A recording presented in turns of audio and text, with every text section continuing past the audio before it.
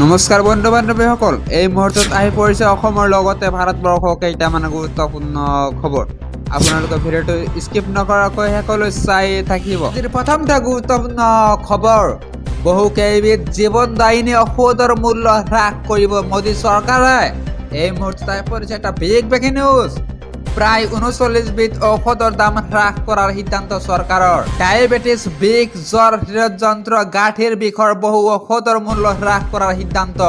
বিষ নিবাৰণকাৰী তেল, সংক্ৰমণজনিত ৰোগৰ ঔষধৰ মূল্য হ্ৰাস কৰিব চৰকাৰে। কেন্দ্ৰীয় চৰকাৰে ঔষধৰ 39টা ফৰ্মুলেশ্যনৰ মূল্য নিৰ্ধাৰণ কৰিছে। NPPৰ এক অধিসূচনাত প্ৰকাশ পাইছে ঔষধৰ মূল্য হ্ৰাস পোৱাৰ এই তথ্য। পেইন কিলাৰ, জ্বৰ, বিষৰ ঔষধক প্ৰাধান্য দি মূল্য হ্ৰাস কৰাৰ সিদ্ধান্ত। ঔষধৰ কলা বজাৰৰ বিৰুদ্ধে যুঁজিবলৈ কেন্দ্ৰীয় চৰকাৰৰ এই ডাঙৰ সিদ্ধান্ত। আজিৰ পৰৱৰ্তী গুৰুত্বপূৰ্ণ খবৰ, বিনামূলীয়া হ'ব বিদ্যুৎ সেৱা। এই মুহূৰ্তত আহি পৰিছে আন এটা ব্ৰেকিং নিউজ। প্ৰধানমন্ত্ৰী নৰেন্দ্ৰ মোদীৰ ডাঙৰ ঘোষণা, এতিয়াৰে পৰা শূন্য হ'ব বিদ্যুৎৰ বিল। অসমৰ লাখ লাখ পৰিয়ালৰ বাবে সুখবৰ। খানাপাৰাৰ জনসভাত প্ৰধানমন্ত্ৰী নৰেন্দ্ৰ মোদীৰ ডাঙৰ ঘোষণা, জনতাই লাভ কৰিব বিনামূলীয়া বিদ্যুৎ।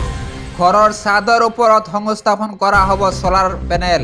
বিদ্যুৎ উৎপাদনৰ বাবে ছলাৰ পেনেল যোগান ধৰিব চৰকাৰে। ছলাৰ পেনেল লগোৱাসকলে বিনামূলীয়াকৈ পাব বিজুলী।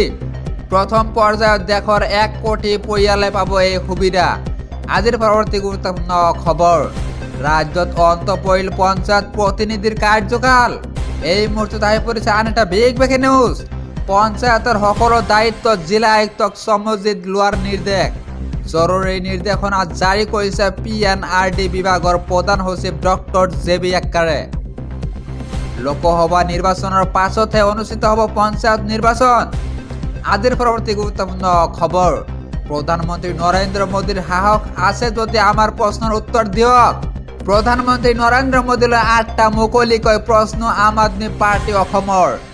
10 বছৰত অসমৰ কণ্ঠ জ্বলন্ত সমস্যা সমাধান কৰিলে প্ৰধানমন্ত্ৰীয়ে। প্ৰধানমন্ত্ৰী মোদীয়ে 2015 চনতে ঘোষণা কৰা বানমুক্ত অসমৰ প্ৰতিশ্ৰুতি কি হ'ল? বানমুক্ত অসমৰ বাবে কেইবা হাজাৰ কোটি টকা মুকলি কৰি দিয়া হ'ব বুলি কৰা ঘোষণা ক'ত হেৰাল? নগাঁও কাগজ কল 5 গ্ৰাম কাগজ কল পুনৰুজ্জীৱিত কৰাৰ প্ৰতিশ্ৰুতি ক'ত গ'ল? পুনৰুজ্জীৱিত কৰাৰ সলনি নগাঁও কাগজ কল 5 গ্ৰাম কাগজ কল দুটাৰ মাটি ব্যক্তিগত কোম্পানীত বিক্ৰী কৰিলে। ইয়াৰ কাৰণ কি? অসমৰ এক্সপ্ৰেছ হাইৱে টুইন টাৱাৰ নিৰ্মাণৰ কাম কিমান দূৰ আগবাঢ়িল? অসমৰ 6 জনগোষ্ঠীক জনজাতিকৰণ কৰা হ'ব বুলি দিয়া প্ৰতিশ্ৰুতি কিয় পালন নকৰিলে? বৰ্তমান মহিলাৰ বিৰুদ্ধে অপৰাধত অসম একেৰাহে 5 বছৰৰ বাবে সৰ্বভাৰতীয় তুলনাত আটাইতকৈ বেছি। কি হ'ল বেটি বাচাও বেটি পঢ়াও আঁচনি?